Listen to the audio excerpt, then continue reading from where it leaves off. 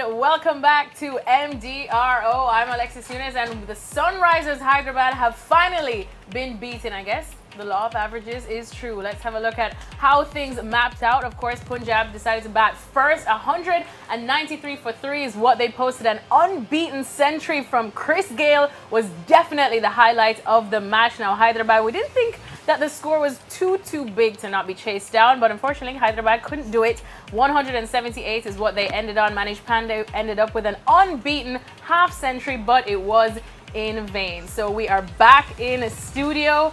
Gaurav, Isha has finally joined us. We've dragged her out of the dugout. James is still with us, and Ajit in a new shirt.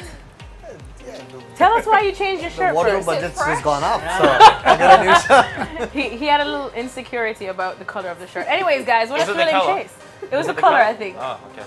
Let's talk about Sunrisers. All right, let's talk about Sunrisers. Gentlemen, they have been beaten. Not the most thrilling chase once again, but truly the highlights of the match was Chris Gayle. Yeah, I mean, he kind of got a score which Sunrisers had not gotten close to. I mean, 150 was the max that they chased, or they had an opportunity to chase. Yeah, too many runs, but just poor approach to the innings. I mean, only what, 4 down, and you know, a couple of sixes in that last over. Otherwise, would have looked even worse. From over number 12, they never looked like they were in the game. But this is the one aspect of the Sunrisers lineup that you were always going to talk about, because whether they had the power to chase down a big score, and that question's been answered to a certain extent because of Shikhar Dhawan's injury. They perhaps were a little bit on the back foot at the start because he had to retire hurt, Jimmy. But overall, that approach, just looking at some basic numbers, 83 balls that Williamson and Pandey played between themselves, they've managed to hit 6 fours and 3 boundaries. So that's 9 out of those 83 balls that have either gone. Those 3 will have to bat better. Just in this game, Ajit, did that approach, do you have any thoughts on that approach itself? Would you have liked to see one of either Williamson or Pandey try and take the game from by the scruff of the neck a little bit more? Because we saw, even towards the end, Pandey never really, it wasn't like he was able to kind of stroke the ball freely throughout that innings. Yeah, I think a lot of the batsmen, I think maybe it was good bowling, lots of change of pace where maybe grip the surface a little bit more than otherwise at Mohali. Big boundaries on the side where you don't easily get boundaries, or you can't sort of get the ball to the ropes or clear it, those sorts of things. But again, when you don't get bowled out trying to chase a target and still don't get anywhere close, I mean, if you leave that last over, they would have lost by about 30-35 runs, or they needed 35 of that last over. Tells you the story where you probably lack firepower. Someone like a Finch who came and hit that big ball at the end. Those sorts of guys, I think Sunrisers are missing at the moment. And I think this is a pattern to beat Sunrisers. I think we all discussed that how they would end up chasing 180. I think this is how most teams would look to. But the difficult part is what Gayle did. That is hit Rashid out of the attack, and he's conceded 50 odd runs and they've hit 190. So you don't expect Rashid to do that every time. So teams have to missing Stanlake as well today. Yeah, teams have to attack and look. That's the way to beat this team, clearly. Yeah. I mean, to be fair, you look at the Kings 11 innings as well. There were a few cameos, but no one apart from Chris Gayle batted at the strike rate that he did. And well, he's a different player once he gets going. And just a question to the panel in terms of raising your game, like Williamson, Manish Pandey, they have a standard game. We have not seen those 50 of 20 balls, 50 of 18 balls, which is required in such a situation. Is it possible for players to suddenly pick up that game, or because then you don't expect these guys to do that? You would rather take a finisher to do that. Can they raise their game just like that in a situation like this? I think every player can raise their game. It's just to the extent that they can. I think the best at it are obviously Chris Gayle. He's 50 or 40 in his innings, and then you look at Rohit Sharma, Dhoni, Kohli, AB de Villiers. They're players that can go to another level. They can be 50 or 40 and all of a sudden be 90 off 65 or 60 balls. So 60, yeah. So different league those players compared to Kane's a class act, but too many runs today. Yeah, too many runs, yes, but it isn't like we haven't seen that kind of total being chased down in the tournament so far. We've seen some teams go after it hard and get it, and this is where this question over SRH will come going forward. Guys such as Yusuf, Huda, even Vridhiman Saha, will they be pulling their weight with the bat as much as this team needs, especially in the absence of a David Warner? That's going to be the one question that Moody and the rest of the backroom staff are going to want to have the answer for. I mean, you saw only a glimpse towards the end, but maybe there's some merit in asking Shakib to bat higher up the order. Yeah, you can always. Sorry, go on. No, you're fine. No, after. I agree. I think from now on, what you said was spot on, Gaurav. I reckon that a lot of teams are going to look to put scoreboard pressure on them and make them chase. If they have a bad day and they make 160, 170, the opposition, I think they're still going to struggle the majority of times chasing that sort of total. Yeah, and this is still a very good pitch, and not probably the best attack in the competition. You're going to come across slightly better attacks than Kings 11 has. I think Saran was really impressive. Yeah. I think that's the best I've seen him bowl. Is obviously added a yard of speed, but swung the ball. Very impressive at the start, and even that last over, although he bowled a high full toss, there was a little bit of swing and sort of pace through the air, which are good signs. And could have had an early wicket as well. Like, it was pretty out that LBW, but umpire's call. But yeah, pretty impressive. 3 overs for 9 to start the For innings. whatever reasons, they're going to be shifting to indoor. Suddenly, I don't know if those things matter, but as a franchise, you would ideally want to play in a venue which maybe suits. It's a big venue actually, like Ajit said, there were so many. The franchise asked for it. Yeah. And I know, thinking about it, like it's such a big venue, it's not easy to score boundaries. A lot of good hits were caught in the I think the franchise wants more ticket sales than the Yeah, I saw it's a smaller ground. Yeah. There's going to be heaps of runs scored there. It's a very small ground at Indore. Chris Gayle, if he stays for 20 overs, could get anything there. Well, just on that point then, of course, let's talk about the highlight of the entire match, which of course was Christopher Henry Gayle. Geez, you weren't here when Gaurav and James and I were talking about it, when all the comments were pouring in. So what did you make of his innings? A lot of people were kind of more impressed that he didn't always go for the boundaries from every ball and sort of was more willing to run for the singles and the twos here and there. Looks a lot fitter for starters. I think we saw that in the first game that he played. He looks a little tired after running him for a couple of singles. Yeah, but get 100, you'll be a little bit tired. I think must be very satisfied though. Got a 60. He looked really good when he got that 60. So not too surprised that he got the runs that he. When a guy like him bats 20 overs, he's going to get 100 most times. I mean, 9 out of 10 times for sure. Again, teams must be worried, and now Kings 11 would be thinking what a great buy that was. Almost an afterthought. Very because much an afterthought. And it's fair enough as well. Over the last couple of years, he's not been what we've seen him over the last 2 games. So, whilst he can offer something off the field, a lot of teams will look at what he offers on the field. And if he keeps doing that, I think that's a massive bargain. Yeah, we've seen Gayle do this many times in the past, all sorts of T20 cricket. We've seen him come up with innings of this kind. But 11,000 plus runs in yes, T20 cricket. I guess the standout bit today was to kind of erase the halo a little bit around Rashid Khan, because that sort of contest within the contest was the one we were looking out for. And then he went for 4 straight sixes off him and completely decimated him. These were very, very poor figures. I'm not sure what his poorest figures in T20 cricket are, but these, so Gaurav's confirming that these are. Would you, Jimmy, look at this and say this is a one-off, or will the other teams look at this and go, you know what, Rashid Khan, we can take him down as well. Of course, not everyone has the skill and the talent of a Chris Gayle, but it isn't like he is going to completely dominate every time he plays. He bowls a T20 spell.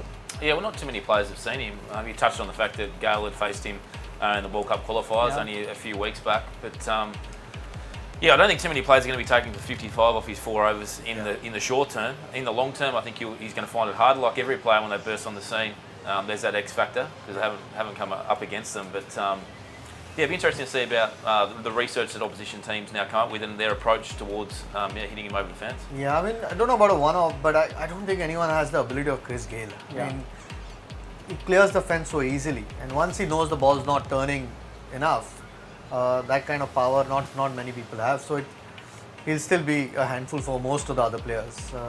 He'll be very wary of Chris Gayle every time he turns up against him now. Yeah. It was interesting, wasn't it? Because he went for 55, but his first over there was a drop catch first ball. There was a play beat the bat, and the over went for 13. So, geez, it's a hard game.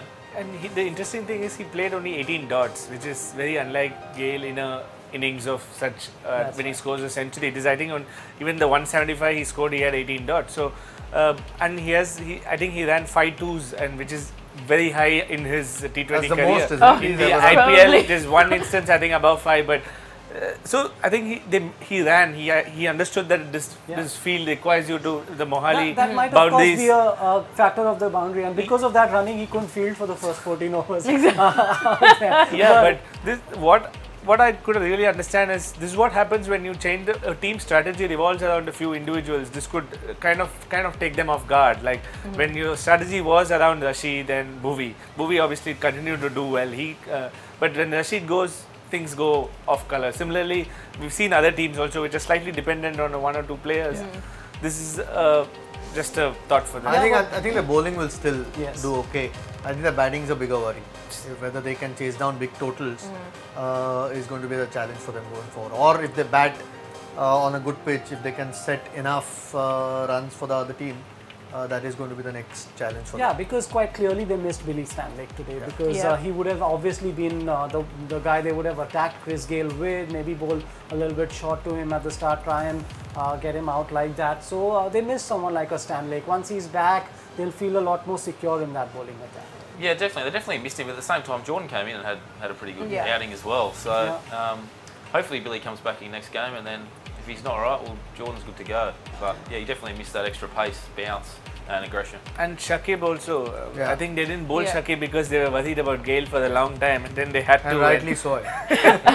Yeah, and Indeed. his record against these kind of bowlers have been very good. So Yeah, it's pretty hard to come up against a Chris Gayle when it is his day. And Isha, I'm sure that this sent the social media world alight. What are some of the tweets that they were saying after Chris Gale's Twitter was innings? just crazy for Chris Gayle.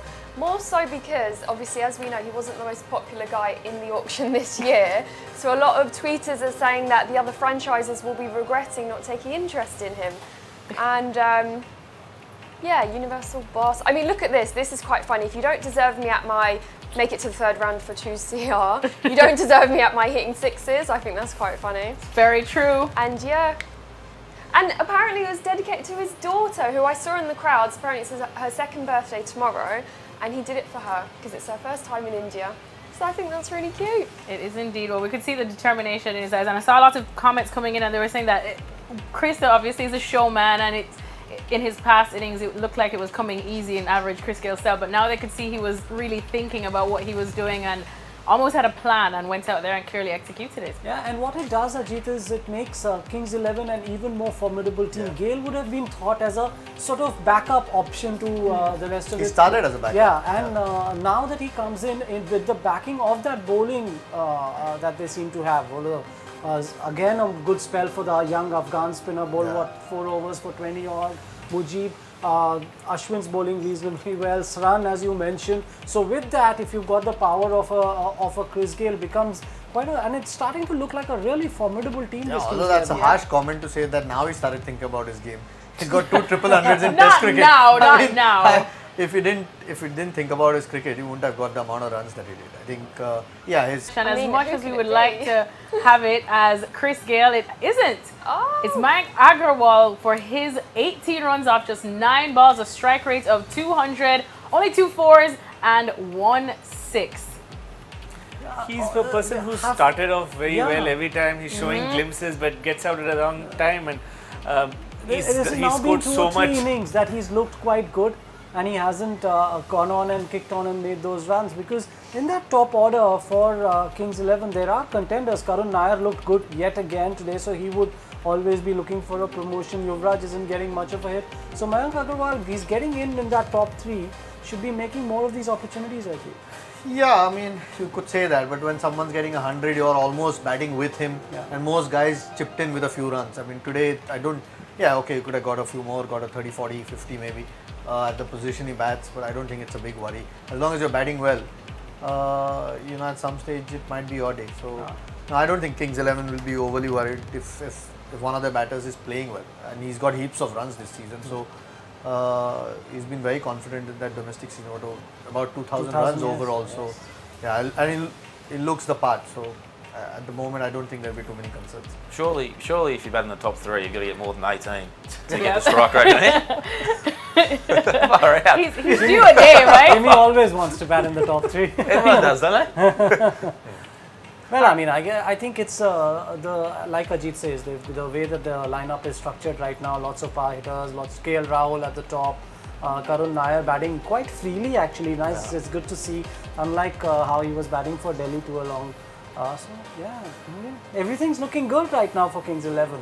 Maybe the change in venue. Let's see how that goes. That's it. They're done for Mohali now. All right, well, another day, another game. Let's have a look at the points table to see how this one affected all the positions. So what your team can do and not worry about what the other team is capable of doing and playing to your strength. So maybe a little rap for the captain as well. Spot on.